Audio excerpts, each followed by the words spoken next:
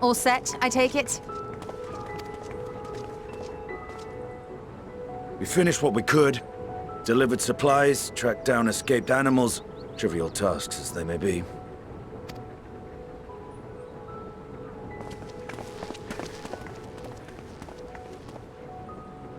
That's enough, don't you think? If there was anything more important still undone, that would be a problem in itself. The vessel is essentially ready for departure. All that remains is to load the final batch of supplies and see everyone on board. Once we've readied the ether burner, that is.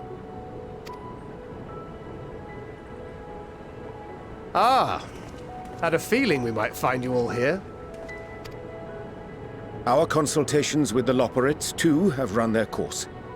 Pleased I am to say that our researchers' concerns have for the most part been allayed, though some insist on making adjustments to the very end. For their part, Livingway and her peers have graciously offered to stay and keep the people company, lest any lingering queries go unanswered. All that remains is to wait for the refined adamantite. Alphino, are you there? It's me, Cryo. Your special delivery has arrived. Round up everyone and come to the harbor at once.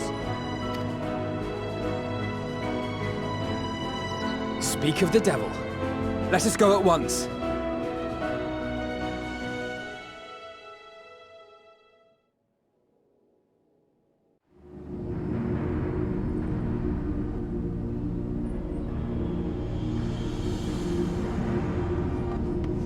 Forgive the intrusion, Master Fortuner. I bring urgent news. A great commotion has broken out in Scholar's Harbor. Your presence is requested, with all speed.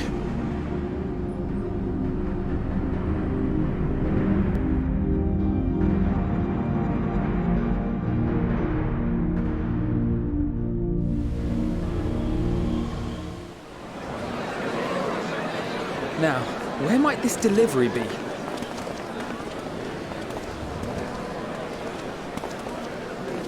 Oh.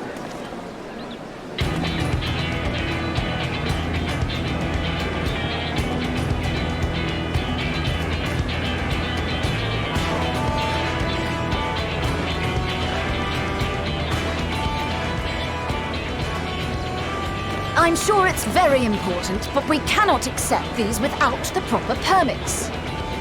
By the 12! Surely, these can't all be...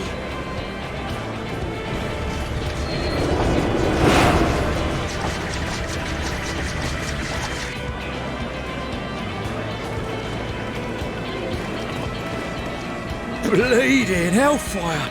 They're bringing them by sea and by air. All these folks in these crates.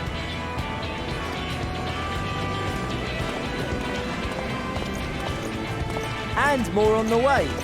Got your adamantite right here. A bigger haul than any of these sorry bastards brought, and that's no lie. Yes, because you were charged with seeing the shipments from Gridania and Uldar here, along with your own. Give credit where credit is due. Sounds like the sorry whinging of a sore loser. An hypocrite to boot. Ain't no way a scrawny whelp like you took a dozen steps inside a Adamant shard. I'll have you know I went all the way to the entrance. I played a vital role in keeping a lookout whilst our expeditionary forces secured the adamantite. Left you outside so you wouldn't get anyone killed, did they? Well then, credit where credit's due, you did a right fine job sitting on your ass. Take that back. Make me. I will not stoop to your level.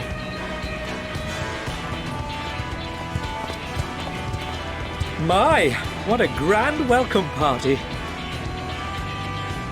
Hancock and Saraban. We come bearing relics both sacred and elegant, as well as a few other gifts that may be of help, to be presented with best wishes from the Eastern Alliance.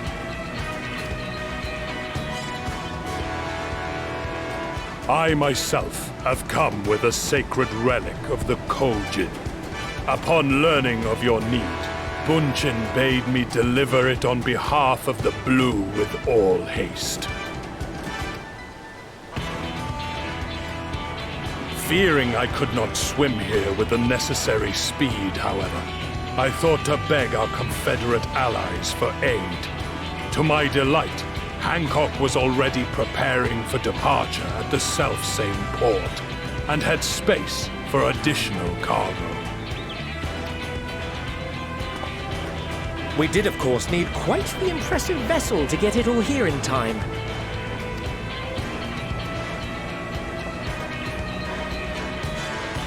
That is all wonderful to hear, but what of the extraordinary cost? I shudder to think of the ransom we must pay for such a bounty. Fret not for your coin purse, young Alphino. Lord Lolorito looks ever towards the profits of the future, and thus the East Aldenar Trading Company went to some lengths to reduce the financial liability. And since the Scions funded the entire venture, not a gill need be rendered up in compensation. Everything is already yours. We funded the venture? When? Don't let the name fool you. This coinkeeper knows a thing or two about spending.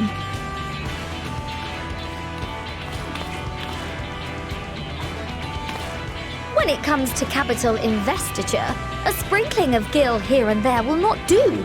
You need enough savings to make waves when it really counts, which is why frugality is paramount. We also have the benefit of a generous patron. Generous being rather an understatement.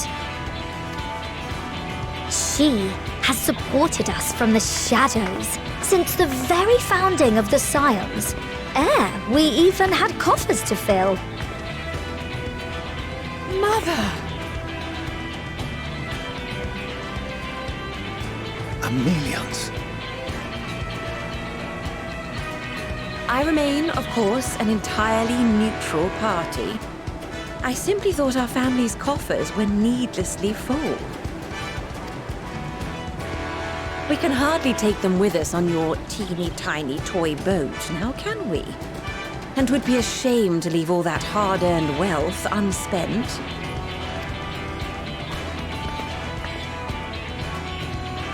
Waste not.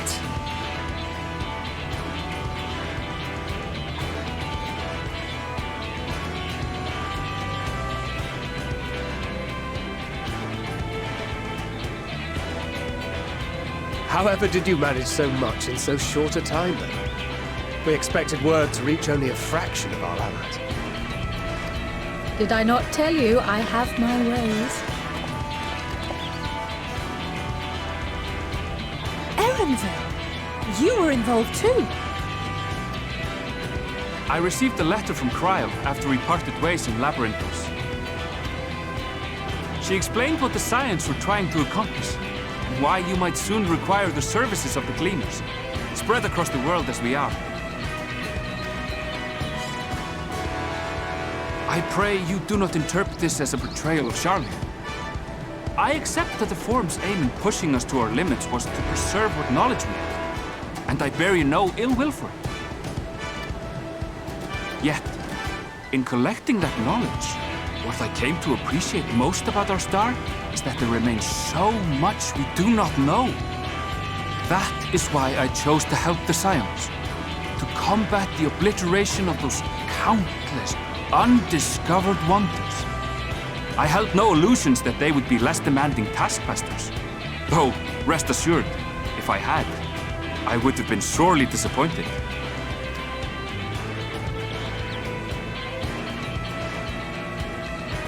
To make a long story short, the whole of the guild ship cooperated to ensure your call was heard far and wide.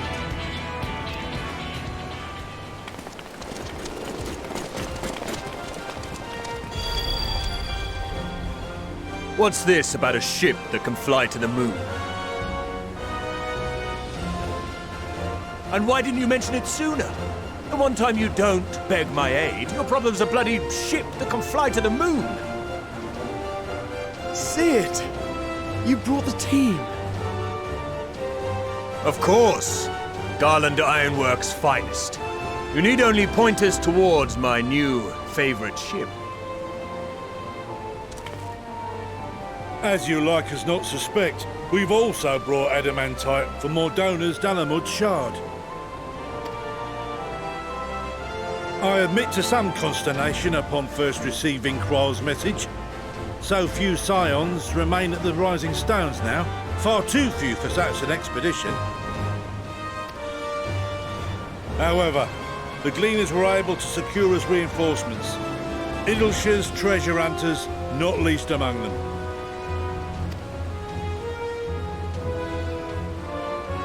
Fascinating as all this is, I fail to see how it explains your presence here. Does Razat Han not have more pressing concerns?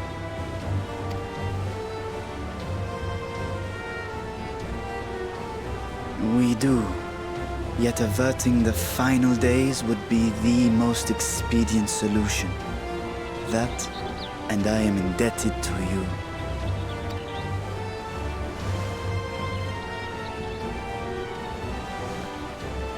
Though they chose to take their leave of Thavnair, those you saved in Garlemald remain my people.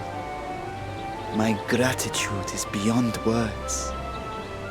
'Tis appropriate that I aid you in kind. If in the doing we bring salvation to others of this star, so much the better. You will recall that I spoke of my father, Midgard Sommer, and his journey across the great expanse. As he traveled betwixt the stars, his resplendent scales drank of the ether in those nigh empty surrounds, and imparted to him the strength to persevere. Thinking they might further your cause, I called out to my kin for consent. Ashdai's answer was silence, as ever. Tiamat and Chrisvelgre, however, responded favorably to the suggestion. My sire, too, stirred from his slumber long enough to speak and say, "Very well." Thus have I brought you his own worm scales. Fit them to your purpose, and seek a worthier fate for us all.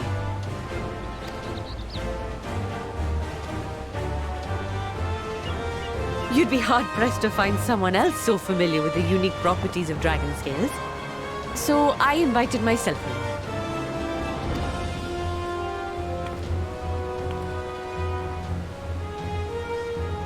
Look at me, this is so unbelievable. I've gone right back round to believing it again. Forget a 6% gain in efficiency. With all these goodies, we could get 7, no, 10, no, 14 bleeding percent. Think of how far we could go! What we could do with that much power! What we could blow up! If Kokol is duly convinced, then it must be true. In which case, the Scion's end of the bargain has been fulfilled. Would you not agree?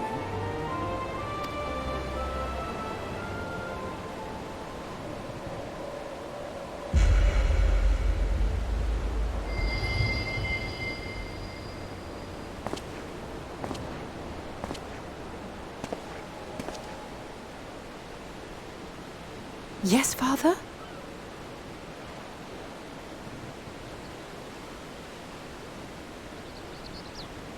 I know not what you seek of Hydaelyn, nor for what purpose you would take command of our ship. Yet this much is certain. To do so will be to dictate the fate of this star and the lives upon it. The lives of each and every creature, in their magnitude and their fragility. Do you understand? And are you prepared? We have seen and we have felt how much each life shapes this world. And so we are determined to abandon none. We understand what is at stake, And we are prepared to bear this burden.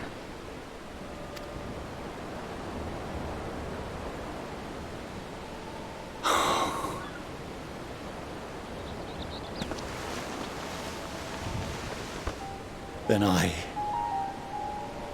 will bear it with you. I beg you, share your struggles with me. As family.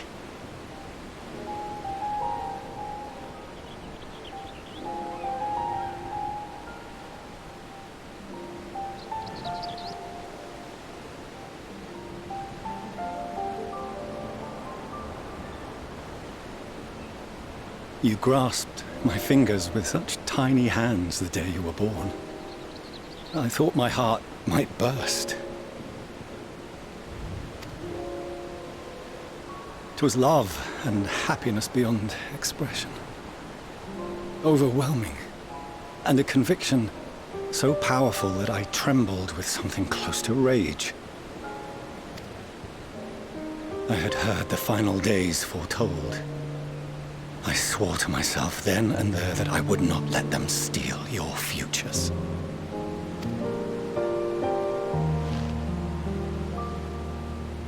The great exodus would succeed, must succeed. No sacrifice or sin was worse than the alternative. If anything gave me pause, 'twas mine own father. The Archon Louisoix openly decried Charlian's policies, a perspective which I regarded with increasing disdain as I grew older.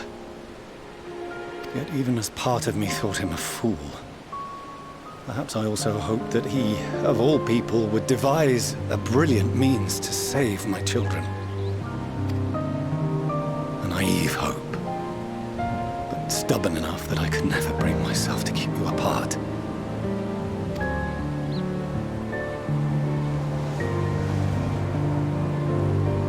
No, that was his doing, when he perished at Cartano.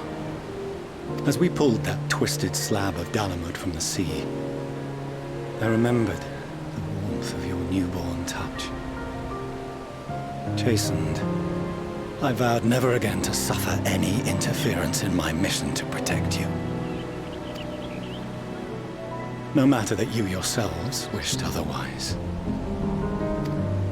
Detest me, fight me tooth and nail, I would suffer it, and more, and be satisfied so long as I could force you onto the ship.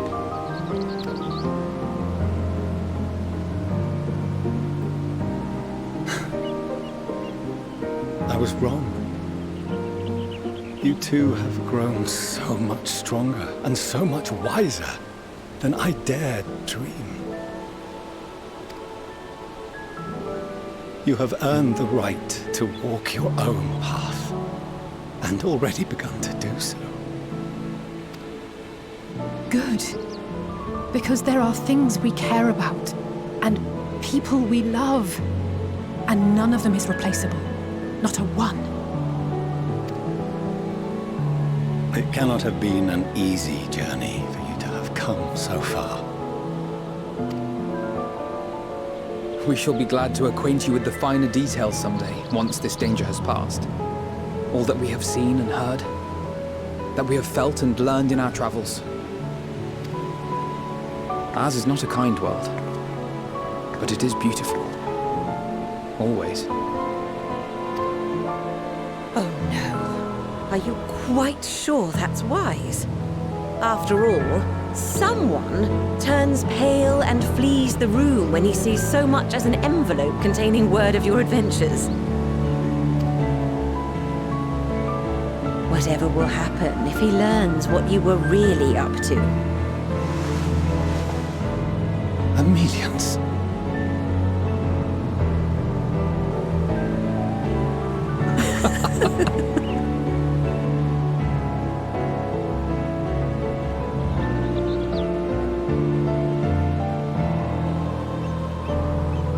Though I have wronged my children most gravely, I owe you an apology as well.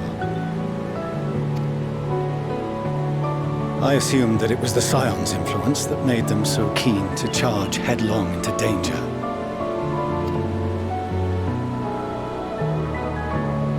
Yours, in particular. I see now that said influence instead brought them together with the many fine people gathered here today. In which case, I hope you continue to guide them.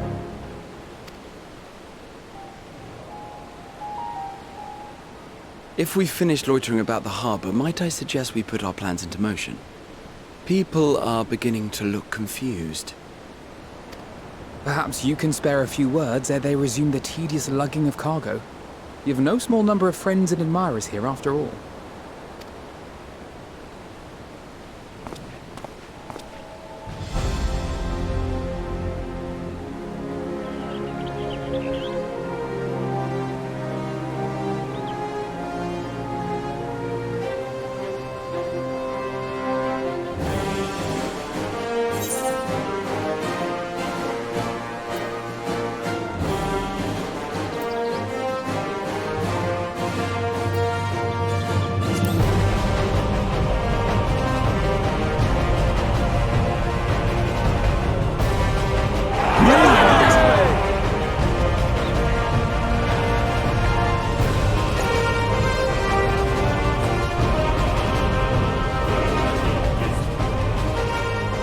Your assistance is appreciated.